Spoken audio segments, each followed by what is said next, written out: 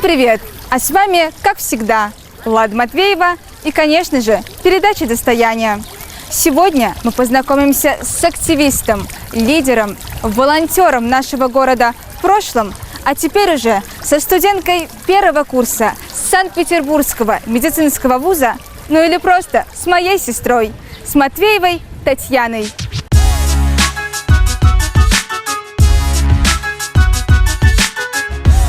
Тань, привет! Слушай, в нашей беседе я хочу сразу начать с вопроса, почему именно мед? Привет, Лада. Знаешь, любовь к медицине началась еще с далекого 8 класса, когда надо было определяться с предметами перед сдачей ОГЭ. Тогда я решила попробовать и начать углубленно изучать химию с биологией. И именно тогда ко мне, наверное, пришло осознание того, что я хочу связать свою жизнь именно с этими дисциплинами. Я начала разыскивать различные профессии, связанные именно с этим направлением. Рассматривала и химфак, и биофак, но все-таки остановилась на медицинском. Почему? Скорее всего, потому что я не хочу работать где-то на производстве, что-то производить, быть инженером или еще что-то. Я просто хочу лечить людей. Я хочу ставить диагнозы, писать истории болезней и спасать людей от самых страшных опасных заболеваний. Хорошо.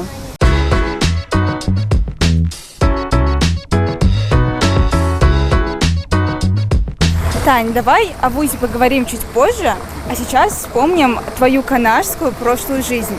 Мы знаем, что у тебя есть немало наград. Это и различные стипендии, и премии. Расскажи об этом. Да, я была активисткой, участвовала во всех городских и межрегиональных мероприятиях и конкурсах. Моя волонтерская деятельность началась еще с далекого 8 класса, когда моим руководителем и куратором школьных всех мероприятий была Тихонова Любовь Викторовна. Именно с ней мы преодолели такой школьный путь. На нашем пути были и поражения, и победы. И самыми, наверное, значимыми для меня стали такие награды, как путевка в Артек, городская премия признания, за что я очень благодарна нашей администрации, потому что это очень хороший выбор, что они так поддерживают свою молодежь и дают им развиваться в будущем. И еще одной наградой была стипендия главы Чувашской республики. Я знаю, что в качестве волонтера ты была на различных форумах, фестивалях. Вот хотелось бы поподробнее узнать. Да, в качестве волонтера я присутствовала на межрегиональном форуме в 10 классе «Молгород». Именно там я познакомилась с замечательными спикерами, которые нас обучали, которые рассказали о волонтерской деятельности намного глубже, чем мы представляем, на таком всероссийском прям уровне. Были ребята, которые посещали другие форумы, и они рассказывали о своем опыте. И когда ты встречаешься с такими людьми, ты понимаешь, что есть куда развиваться. У тебя есть мечта, у тебя есть цели, и ты просто идешь и достигаешь их. Это очень круто.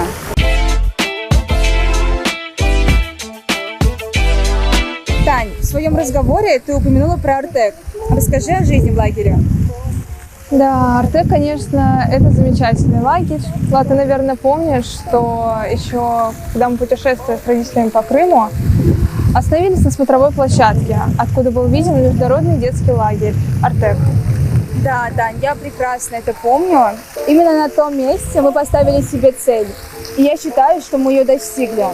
Потому что в этом году и мне удастся побывать в этом замечательном лагере. А Таня уже была. И давайте услышим с ее уст вообще, как там. Я была в Артеке, в этом международном лагере, в 11 классе.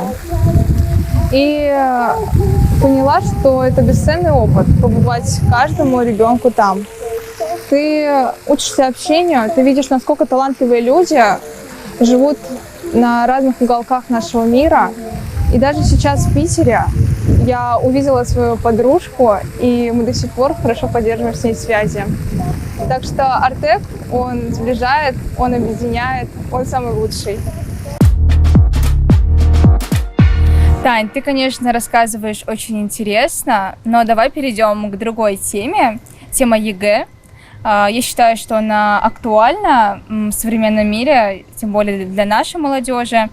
Расскажи, что это такое, что он из себя представляет и требует ли этот экзамен усердной подготовки?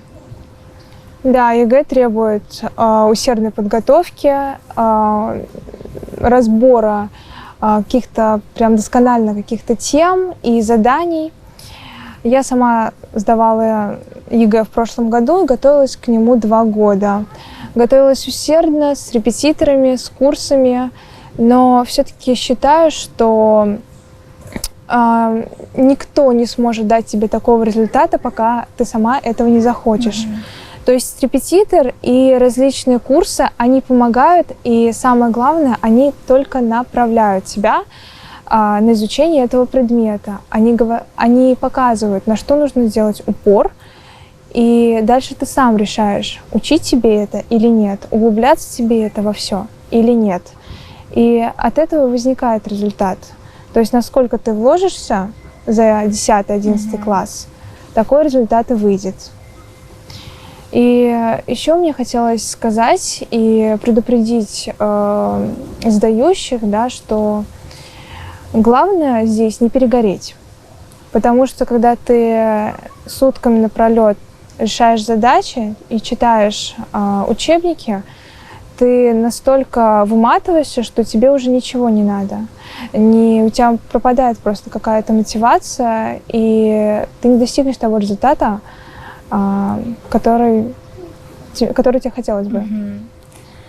Тань, ты так грустно об этом говоришь. Да, была нелегкая жизнь в 11-10 классах. Давайте не будем о грустном, а перейдем в реальную жизнь. Расскажи о своем вузе, о своем направлении. Я поступила в Санкт-Петербургский государственный педиатрический университет на специальность педиатрия. Почему педиатрия? Потому что я очень люблю детей и хочу дальнейшую свою жизнь посвятить им и лечить именно детские заболевания. Также хочется сказать всем выпускникам и предупредить их о том, что есть такой маленький лайфхак: когда вы поступаете на педиатрию, вы спокойно всегда можете перейти на лечебное дело, то есть на врача общей практики, врач-терапевт.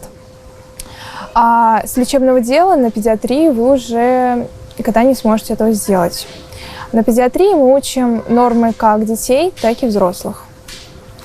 То есть это очень престижно, я считаю, и если ты не определился, кем ты хочешь стать, терапевтом или педиатром, то, наверное, стоит оставить свой выбор на педиатрии, потому что у тебя есть шанс перевестись. Очень интересно, я считаю.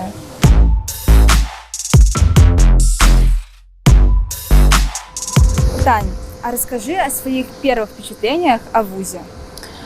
Знаешь, Влад, было первое время очень сложно и страшно поступать на медфак, потому что очень много моих знакомых говорили о том, что: Тань, ты представляешь, что тебя ждет? Одни бессонные ночи. И это действительно так. Медфак требует от тебя какой-то такой целеустремленности, самостоятельного изучения многих тем, хотя ты ходишь в универ, и тебе, конечно, рассказывают их, но именно самостоятельного и углубленного изучения тем требует от тебя медфак. Я могу сказать, что этот год был очень сложный, потому что школьное все-таки образование, оно очень сильно отличается от вузовского, и тебя по-другому оценивают в вузе. Мы сдали и летнюю, и зимние сессии, и мы как-то выжили первый год. И, в принципе, я могу сказать, что учиться на медфаке возможно, и мне понравилось. А какие ощущения, эмоции ты испытывала на первой сессии? Было очень страшно. Мы готовились к этой первой сессии всей группой. Тогда мы еще были на дистанционном обучении, мы созванивались по скайпу и проверяли друг друга, но все равно сдали все успешно. То есть первая сессия, она была самая страшная. Мы сдавали один предмет — химию. Ну, понятное дело. Смотри, я знаю, что в институте помимо... Подожди, я начну вопрос просто. Смотри, я знаю, что в институте помимо биологии и химии есть и другие новые предметы. Вот хотелось бы узнать о них.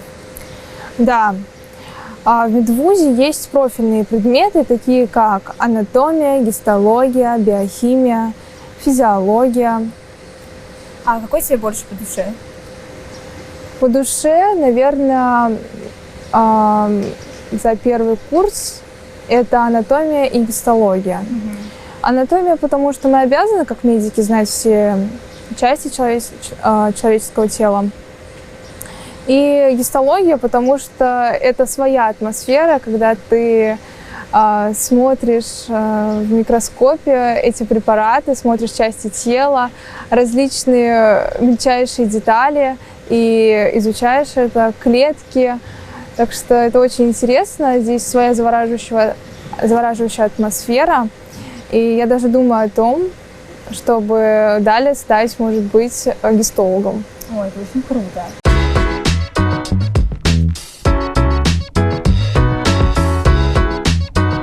Тань, а расскажи нашим телезрителям, чем отличается вузовская жизнь от школьной? На самом деле очень много отличий, когда ты уже учишься в такой атмосфере, ты учишься в университете, ты очень быстро это понимаешь. Во-первых, в университете за тобой никогда никто не бегает. И есть свобода слова, есть свобода выбора. То есть ты можешь посещать лекции или нет. Это все зависит от тебя. Хочешь ли ты стать хорошим врачом, это тоже зависит от тебя. То есть, в принципе, тебя здесь, кстати, по-другому оценивают в вузе. Здесь нет такого, что тебе поставили 2 в школе, ты должен ее исправлять. Нет, здесь ты работаешь чисто на себя. И когда я, например, болела какой-то период, да, ну, то есть пример такой, у меня тоже были отработки, то есть у нас нет уважительных причин. За каждый пропуск ты отрабатываешь эту тему, договариваешься с преподавателем, и он назначает тебе время, и ты сдаешь пропущенные темы. То есть все довольно-таки строго, и поблажек, в принципе, никаких нет. За тобой никто не бегает, если у тебя есть какие-то долги. Ты действительно должна сама с ними бороться, сама их закрывать, сама решать. Ну, наверное, это ожидаемо. Тань, спасибо большое тебе за интервью, за то, что нашла время, поделилась своей историей. Желаю тебе дальнейших творческих побед. Спасибо, Лада. Мне было приятно с тобой пообщаться.